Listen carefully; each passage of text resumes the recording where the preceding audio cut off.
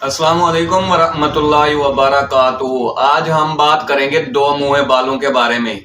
पिछली जो हमने वीडियो बनाई थी बालों के मामले में, उस पर आप लोगों ने जो मुझे प्यार दिया है, जो मेरी सपोर्ट की है, जो मुझे दुआएं दी हैं, मेरी हौसला अफजाई की है, उसके लिए मैं आप लोगों का बहुत शुक्रगुजार हूँ।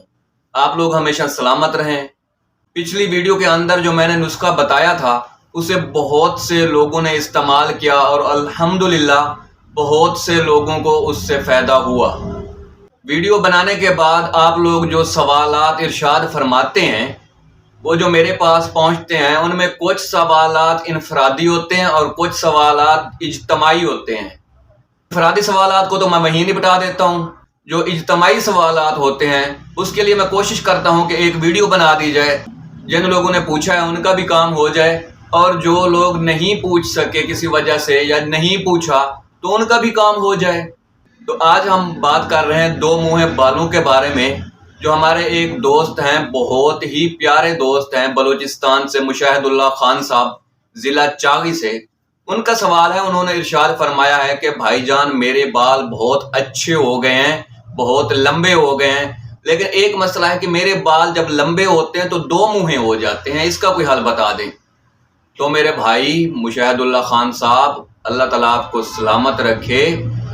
इसका नुस्खा बहुत ही आसान है, बहुत आसान और सस्ता हल है, लेकिन जितना ये आसान और सस्ता है ये आपके लिए उतना ही मुश्किल है। क्योंकि जो लोग पंजाब के अंदर रहते हैं, मैदानी इलाकों के अंदर रहते हैं, उनके लिए तो ये मुफ्त है। क्योंकि आप चागी के अंदर रहते हैं और पहाड़ी इलाका है, तो आपके लिए थोड़ा मुश्किल हो जाएगा। दो मुँहे बालों के लिए आपने करना क्या है, आपने भंगरा स्याह लेना है। ये जो आपको स्क्रीन पर नजर आ रहा है, ये भंगरा स्याह है। ये आम तौर पर हमारे फसलों के अंदर होता है और पानी वाली जगह पर, जैसे कि नहर के किनारे हो गए, पानी की नाली हो गई, तो ऐसी जगह पर यह आम पाया जाता है।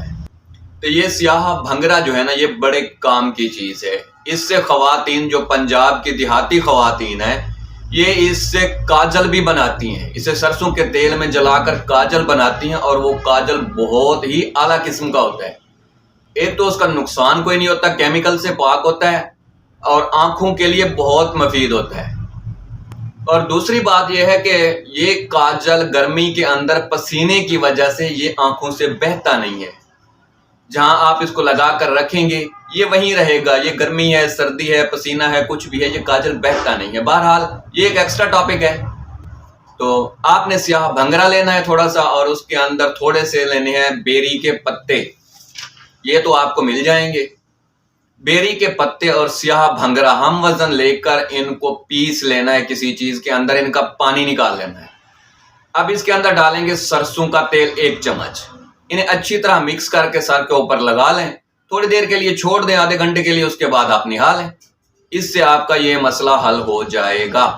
अगर ये तरीका आपको मुश्किल लगे तो मुश्किल में तो मैं डालता ही नहीं हूँ भाई। फिर आप पठान हैं और बलूचिस्तान के रहने वाले हैं, पहाड़ों के रहने वाले हैं, तो पठानों के अंदर दुम्बे का रिवाज बहुत आम होता है। दुम्बे की चर्बी ले लीजिएगा थोड़ी सी, उसे आग पर पिघला दें, उसका ऑयल निकाल लें। अब इसी ऑयल से अपने सर की मालिश करते रहें। बस इतनी सी बात है जनाब अली। तो इससे भी आपका काम हो जाएगा। आपको भंगरा मिल जाता है तो बेहतर है, अगर दुम्बे की चक्की की चर्बी मिल जाती है तो बेहतर है। जो आपको आसान लगे वो कर लें, आपका मसला इंशाअल्लाह हल हो जाएगा।